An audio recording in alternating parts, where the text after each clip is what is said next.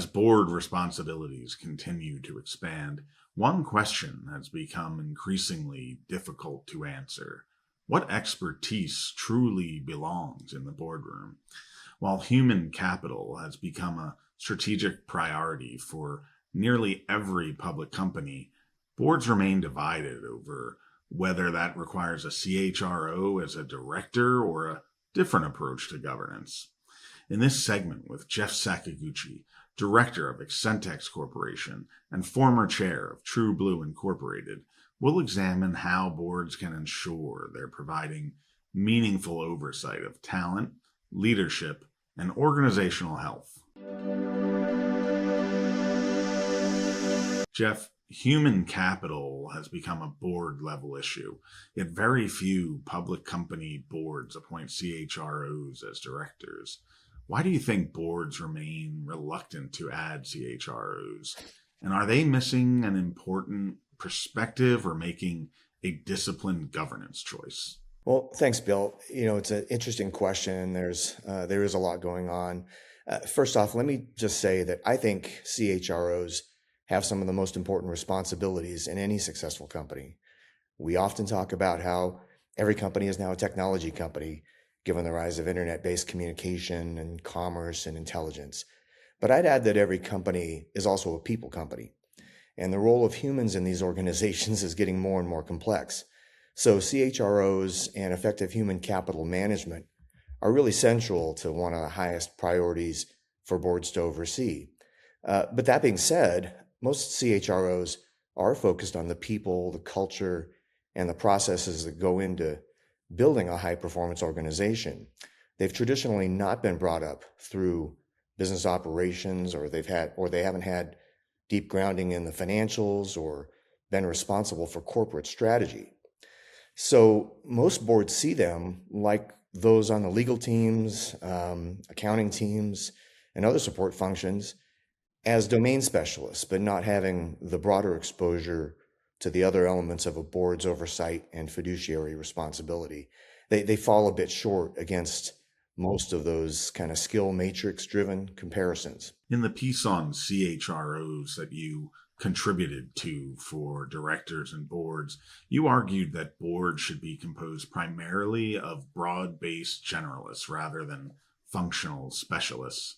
As board agendas become increasingly complex, from AI and cybersecurity to workforce strategy and culture, how should directors decide when they need expertise in the boardroom versus expertise available to the boardroom? Well, let me clarify that first comment a bit. When I say generalist, what I mean is someone with experience across the major drivers of performance. So that's business operations, strategy, financial performance, leadership, and growing shareholder value.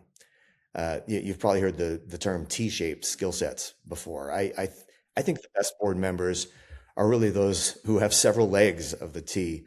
I don't know what I'd call that, but the more legs of a T a person has, the more he or she can contribute to that growing array of issues boards must address. The reality is that boards have a limited number of seats, usually somewhere between 7 and 15 members.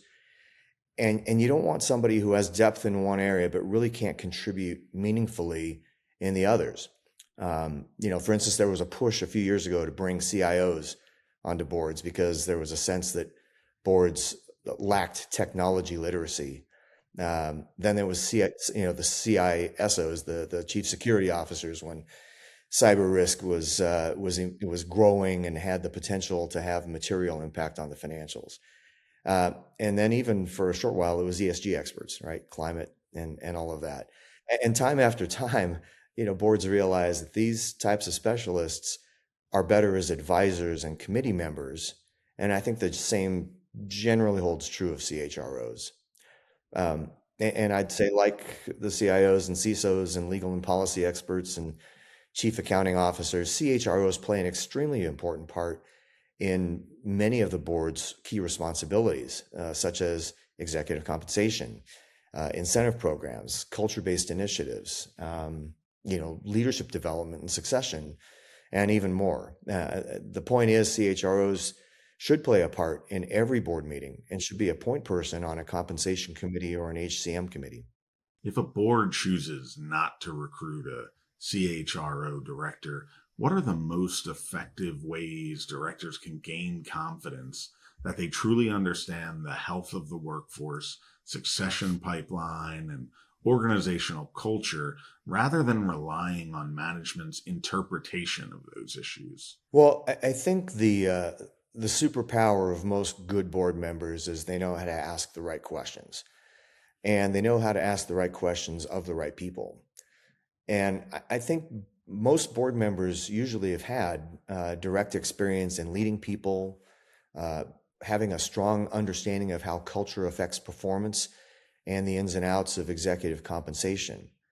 But in addition to the corporate CHRO, there are usually standing third parties. A compensation consultant, which usually also brings leading perspectives on human capital management, and others who they're either parts of engagement surveys or outside advisors, others who will perform some type of study that supports organizational cultural initiatives. So the best companies usually rely on these kinds of tools and surveys to get independent evaluations of what's going on in the workforce. And then there's the management by walking around approach, where board members can spend time in the field, meet employees directly, face to face, get a sense of what they're going through and what they're thinking. And for good boards, it's virtually impossible for management to hide poor organizational performance and health. And the key is to find a great CHRO who can build and sustain a high performing organization. Many boards say talent is their most important asset, yet financial expertise remains far more common in the boardroom than human capital expertise. What does excellent oversight of talent and workforce strategy actually look like at the board level? And how can directors tell whether they're asking the right questions? This is where I go back to what makes a great board. The best board members bring diverse experiences from an array of industries, businesses, functions, and organizations. That they understand at a fundamental level how people, process, strategy, and leadership drive performance. A lot of a board's time is spent on the numbers because boards are responsible for overseeing the financial reporting and ultimately what drives share price and market cap. But every board member should have firsthand experience with leading organizations and knowing what motivates people to bring their best every day. I think excellent oversight of talent and workforce strategy involves three things. First, you have to have dedicated time spent at each board meeting discussing things like culture, organization metrics like turnover and employee engagement, and focus on HCM strategy and progress. Second, you got to broaden the scope of the compensation committee to encompass the details of HCM strategy, including leadership and talent development, succession, rewards and recognition, and emerging workforce trends like policies, and including regular interaction with third-party experts like the compensation consultants. And third, spending time across the various levels of the organization to see firsthand whether the employee experience is what's being presented in the boardroom. Overall, I think ensuring that the board understands the importance of HCM and makes it a regular agenda item is a hallmark of the best performing companies. Oh, and making sure you have a great CHRO on the management team.